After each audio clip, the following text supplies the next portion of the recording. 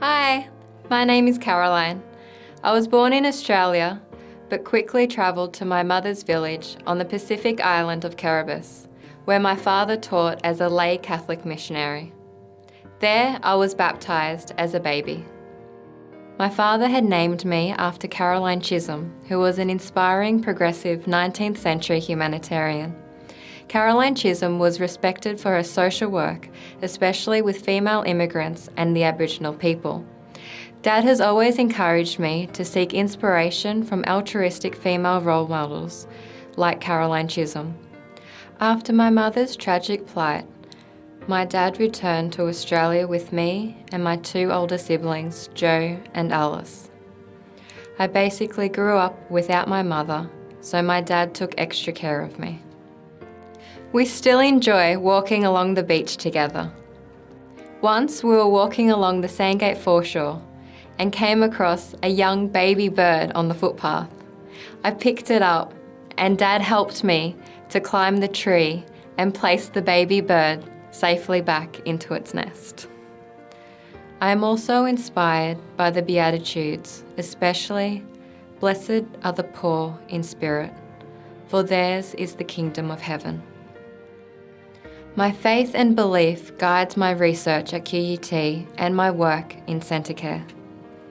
Following my Bachelor in Human Services and Masters in Social Work, I felt called to focus even more on nurturing dementia-friendly communities in Brisbane. Through my work and research towards a PhD, I encounter the blessed yet broken body of Christ in people living with dementia, particularly the elderly and frail. In Matthew 25, Jesus teaches, "Truly I tell you, just as you did it to one of the least of these, who are members of my family, you did it to me." Christ invites me to seek Him, to encounter Him, through supporting people living with dementia. I believe these are among the most vulnerable groups in society. I am consistently inspired by Centacare's mission of providing Catholic support services, providing help and creating hope. This spirit also inspires my presentations at national and international conferences to raise awareness about dementia and highlight the cutting edge of dementia research.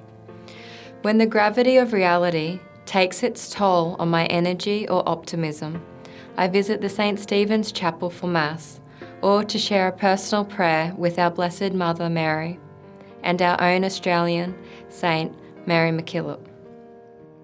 After the 10 a.m. Sunday Mass at St. Stephen's Cathedral, I meet with my friends in the St. Stephen's Young Adult Ministry, which we call our YAM family, and we enjoy a social lunch with friends from YAM Choir, the altar serving team, and the Timorese Queensland community.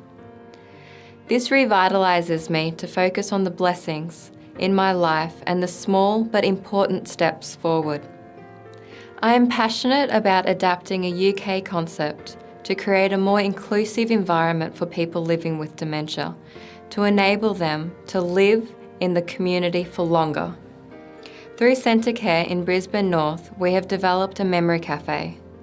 This began from a conversation with two passionate people and grew into a partnership between Churches of Christ and Centacare, to create a space where father and daughter, husband and wife can renew their relationship and move beyond the impact of a carer's role.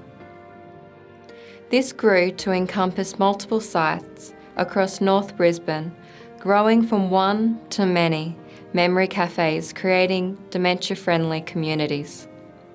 Like the seeds of hope falling into the ground, and in the words of Vincent van Gogh, great things are done by a series of small things brought together.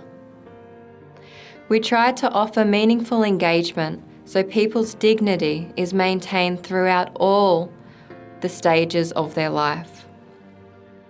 Clients in our community can access local Mass or our handyman's men's shed, or share outings, picnics, fishing or walking adventures.